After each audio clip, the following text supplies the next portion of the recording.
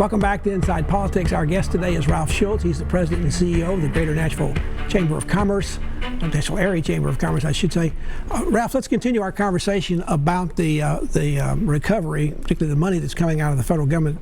The third round of PPE, the Payroll Protection Program, has been approved. A lot of controversies about the first two iterations of that. Is it going to work better this time? Is it too late to help some businesses, or are there some things going to be able to be done that will be helpful in Nashville?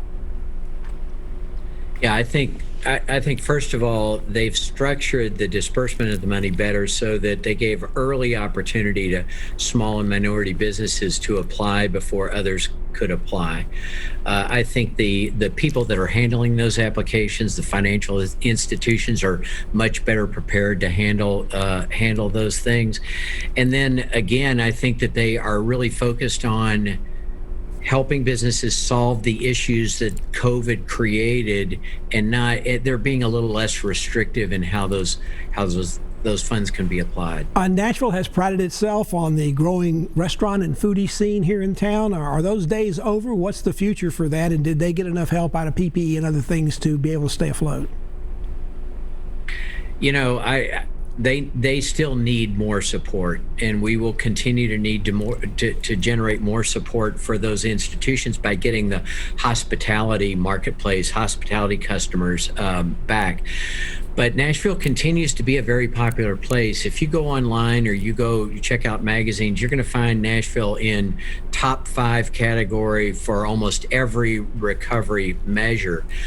Hospitality is going to return. The need for those restaurants are going to return. And there's a lot of investment money sitting on the sidelines waiting to invest when those businesses can reopen and open fully. You're going to see an infusion of capital into that category. There was some money in the Recovery Act that just passed to help live music venues, to save our stages. I think it's not all of it was put in there, but a good bit of it was. Is that an area where we're likely to see also some entrepreneurs come in, some investors come in as well? Is that going to help survive that? Because Nashville wouldn't be Nashville without the live music venues. Yeah, one of the things that we recently did an economic study on the music industry in Nashville, and one of the things we know is that we have such a strong position both with the availability of talent and the venues that are available for live music, and the fact that represents a way for musicians and artists to hone their craft, that you're going to see an infusion of capital into those areas too. One other question to ask about for downtown, we've seen this trend that apparently is going to continue after the pandemic of more people working for home. That means particularly in the downtown area, you may not have as many people working on a day-to-day basis, Monday through Friday, in the downtown area. Is that means for restaurants and other support services that are down there, laundries and things like that, are they going to have to sort of change their business model to be effective because may not have as many bodies walking by the front door to come in and shop or eat?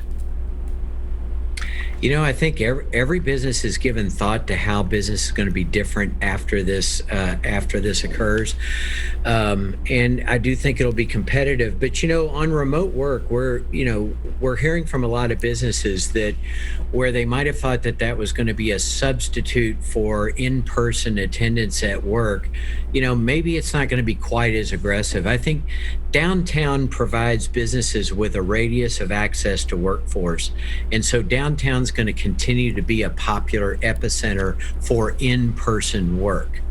It may affect the fringes more than it affects downtown. Are you likely to see more changes also in terms of when employees come back, besides having to be retrained in some cases? They're going to have to deal with the job they used to have is not there because of increased use of automation on the job, increased use of artificial intelligence?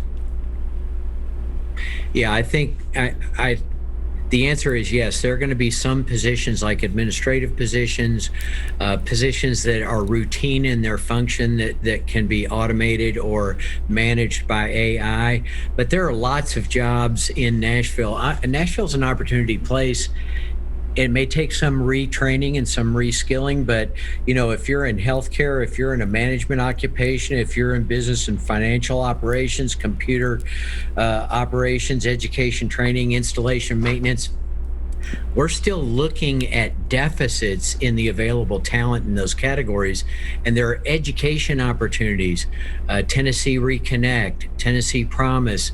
There are ways to reskill quickly if people avail themselves of it. In terms of Second Avenue, are you optimistic that area can be revived, and do we need to have a lot of patience because it may take some time? Is this something the government's going to do, or is this going to be more something the private sector is going to have to do, or maybe even contributions by individuals and sort of fundraising to get it done?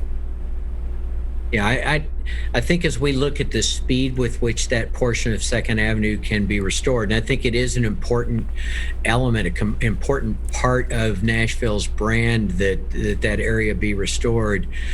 You know, the conversation involves a lot of different parties. There's owners, there's tenants, there's insurance companies, there are metro agencies, there's the historical commission, et cetera. I know they're all pretty engaged in those discussions together to find the right balances on the solution, but it's going to take a little time to sort that all out. It's a little more complicated than other locations in this area. Ralph Schulz, who's the CEO and president of the Greater Nashville Chamber of Commerce, is our guest on Inside Politics. We're about to continue on Nashville's recovery in 2021 from all the problems of 2020 after this break.